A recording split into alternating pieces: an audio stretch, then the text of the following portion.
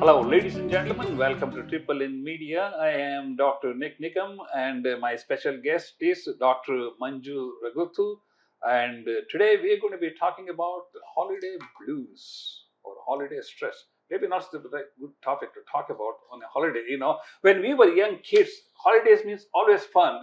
No school, and you just run around, meet with your cousins, and all these things. But if you're a parent or a grandparent, it is a totally different ball game.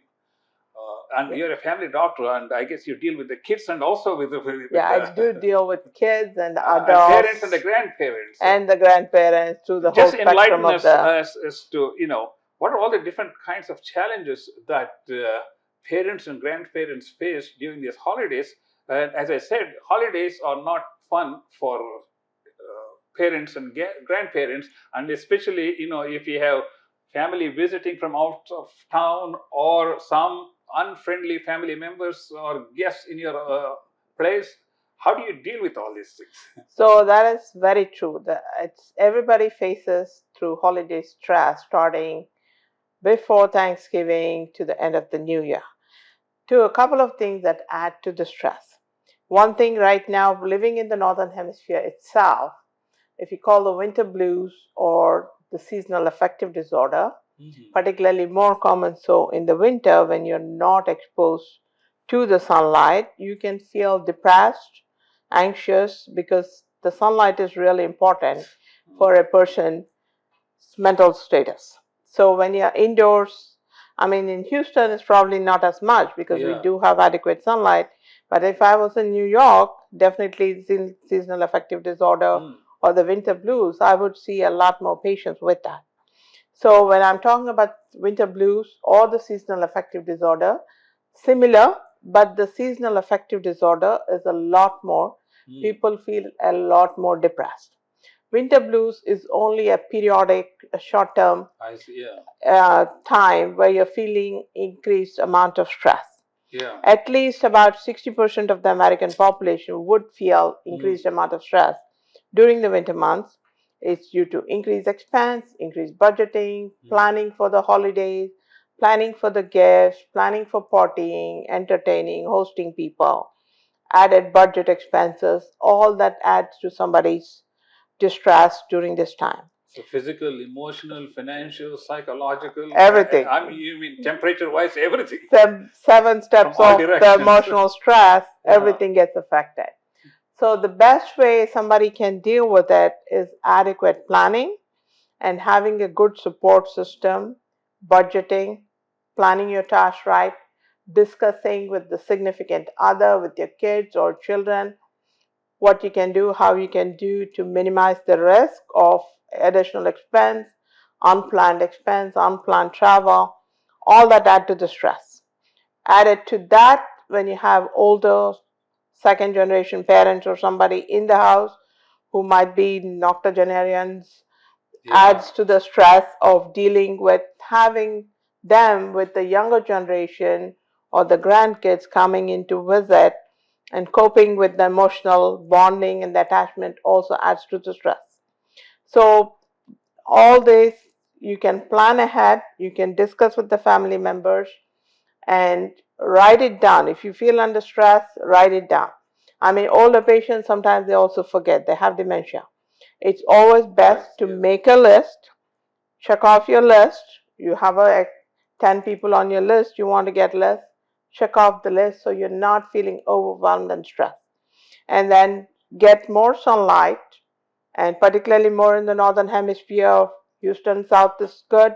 You're still having adequate sunlight. Get more sunlight, adequate rest, adequate sleep. All that help you cope with the winter blues and depression during the holidays. The other thing is maybe we plan too many things. That is very true. The holidays.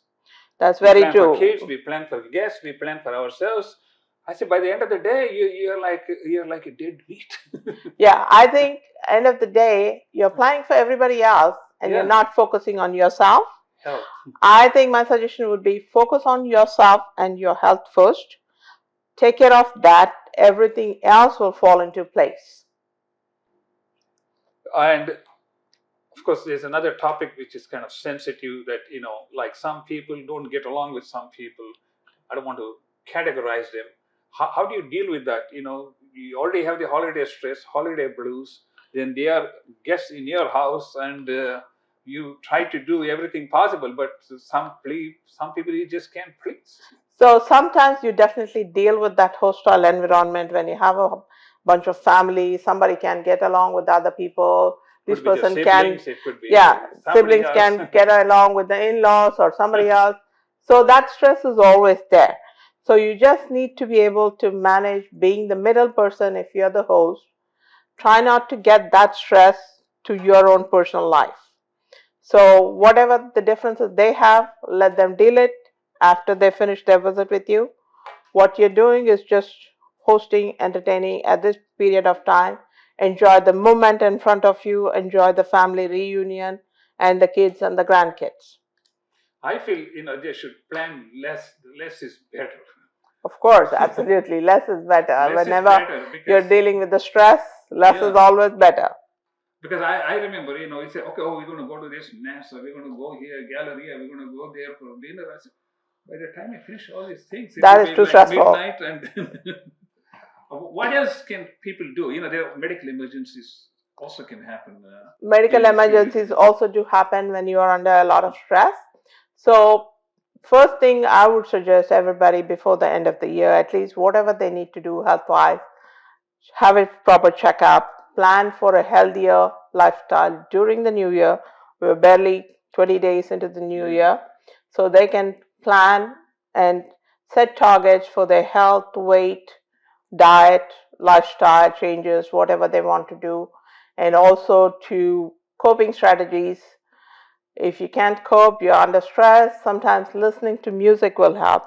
Taking a walk in the park, listen to the birds in the morning, and feeling the fresh air around you in the nature walk, that also can help. And sometimes if you just feel you're too overwhelmed, just get away from the situation, stay quiet somewhere and focus on yourself. That will help. I think you make a very important point, and that is to be aware of the fact that holidays are not fun for They are more working stress. people, for parents and grandparents. So let's make it a reality. I mean, just be prepared. I mean, that's the best way. The best thing is the planning and the preparation. Yeah. It's all boils down to planning, preparation. Make a checklist, check it off as you go. And what then about travel? That adds a whole lot of more stress. So holiday travel, if you had to suggest to me to travel during the holidays, I would be the last person to accept to travel because it's a lot more stressful. Though with the kids' holidays, people try to plan to travel when the kids are off so they can meet their family, friends, whatever.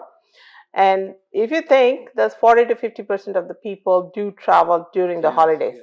And then added to that, we'll have the winter months, we'll have the snowstorms, all that, the flight cancellations, flight delays, everything, people getting stranded in the airport because the flights are overbooked, oversold.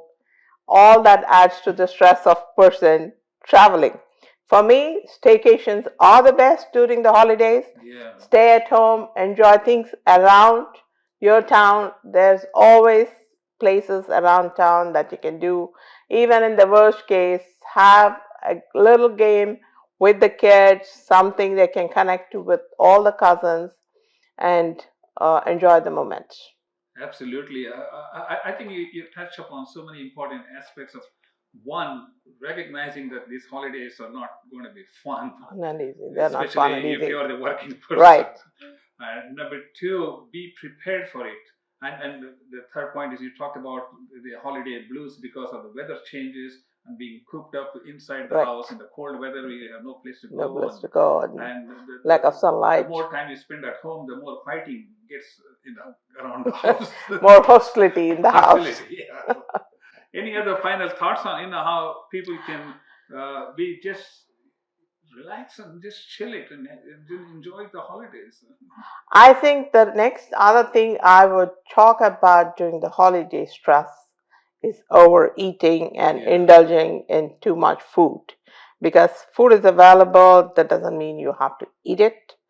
Particularly, I see A lot of kids sometimes, because they have nothing else to do, they just food becomes a habit for them. Yes.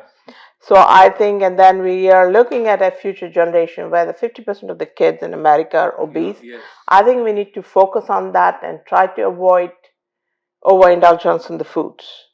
So we should set limits on the calorie content and healthier food choices. Dr. Manju, you enlightened me with a lot of interesting observations which I was not even aware of, especially the holiday blues, because I've been in Texas for 40 years. I mean, I spent 6 years in the snowbelt area, Right. Detroit, Philadelphia, and all these places. But I never thought about holiday blues from the weather changes, and Right. so that's something important. And particularly even here, when it rains and you just can't. You're indoors and gloomy, and yeah, people do feel depressed. So when talking about seasonal affective disorder, particularly which we see more often during the winter months in the Northeast, sometimes people are feeling too depressed, they lack motivation, they cannot do anything. Those people do need treatment. Yeah. So I think if somebody is feeling so depressed, they don't feel like going out, they don't feel like talking to people, they don't feel motivated, they definitely should be seeking professional help. Yes. And I think another important point I would like to make is visit your parents and grandparents. Absolutely. They are probably the most isolated and neglected people during the whole Right. holiday Season. Definitely, I think it makes a point to get the grandkids connected to the grandparents on both sides of the family for them to enjoy the grandkids. And that also, like the grandkids also should know their grandparents well enough to connect to them. Yeah. And as the aging population is getting more and more older, the younger population should be there to support them and take care of them. Absolutely. Thank you very much, Dr. Manju Raghutu. It's been a pleasure talking to you. I learned quite a bit Thank you. about holiday blues and holiday stress. Ladies and gentlemen, you have been watching the Triple N Media. I am Dr. NIK NIKAM, and we will see you in the next presentation. And please do subscribe to our YouTube channel. Bye.